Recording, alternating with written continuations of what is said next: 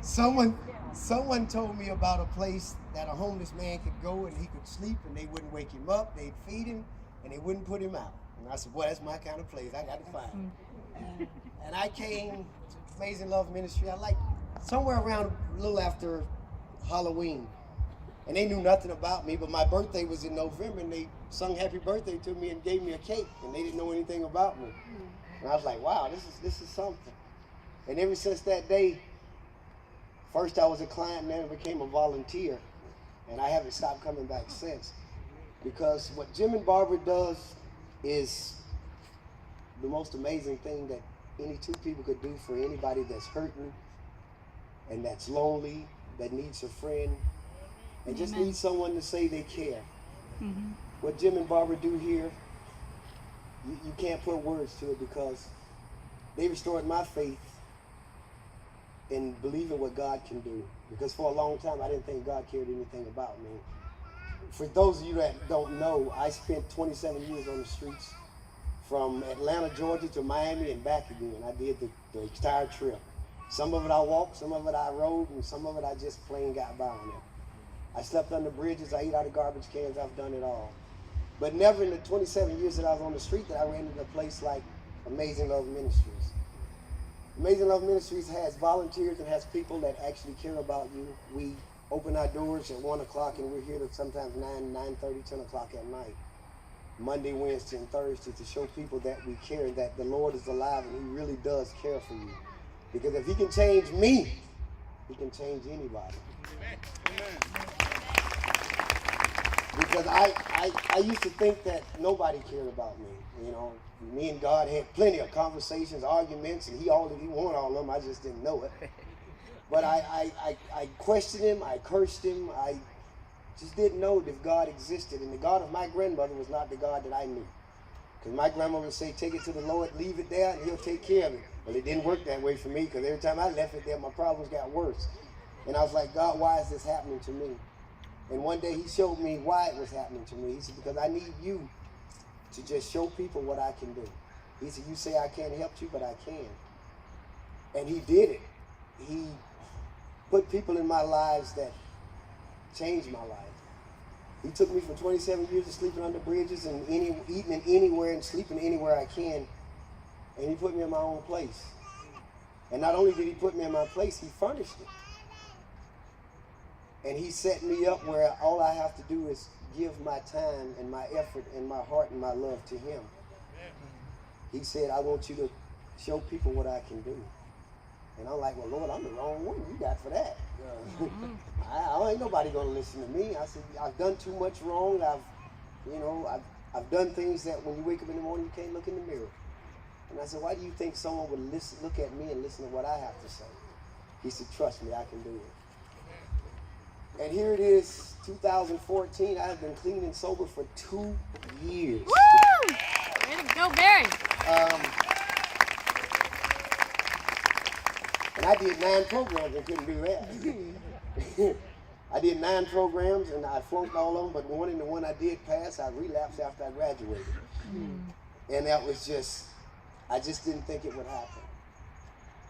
But when He did do it, He said, all I ask for you is just give of yourself. And this is what I do. 3 days a week I come, I volunteer. I do what needs to be done to make this ministry work. And because of Jim and Barbara, who've shown me what it is to be a respectable man of society, to be a respectable man of God. Don't worry about your past, look for your future, because God's got it. Amen. And they've shown me that it can be done no matter what nobody says, what nobody does, or what they think. It's all about what God does and what He has, the love He has and that I have for Him in my heart is why I do what I do. It's not for fame, it's not for glory, it's not for show. It's for what I feel, because I know what each and every one of you are going through. I've been there. I can't say I've done it all, but I've done enough for it that I think I know what you're going through. And if you just don't give up, God will come into your life and He will change your life. Amen. But you just got to want it. And for a long time, I wanted it, but I wasn't making no effort to actually do it. And God just came to me, and I'm thinking it's going to be one of those boom, crack. It wasn't nothing. It was so subtle and so simple that I didn't even realize that I was on the path to righteousness. One day I got money and I didn't get high. And I said, wow, that's a new one for me. Right. And the next time I got your money, I didn't get high. And I was like, Lord, well, we doing something. I said, Lord, I'm going to tell you, if I stay on these streets, I'm going to get high again. And he heard me. And he said, well, guess what? We're going to take care of that. And I'm like, there's no work, there's nothing. How am I going to pay for an apartment and all that? He said, don't worry about it, I got it. And truly, to this very day, he still got it, because I wake up every morning, I don't have a worry in the world. The only worries I have is the ones I make. But God has done tremendous works in my life. If you don't believe me, just come and ask me and sit down and talk to me, and I'll tell you about it. Because he took me from, what? And the greatest thing of all, I almost forgot this, after 30 years, I get to see my brother in July. Woo! All right. 30 years. And I get to meet a niece and nephew that I've never seen, and a sister-in-law that I've never seen. I talked to him last night. And I told him, brother, you just don't know how great it is just that we can talk like this. And the day we get to see each other, boy, it's going to be a tremendous day. And he said, I can't believe that you got some people down there believing you doing what you're doing.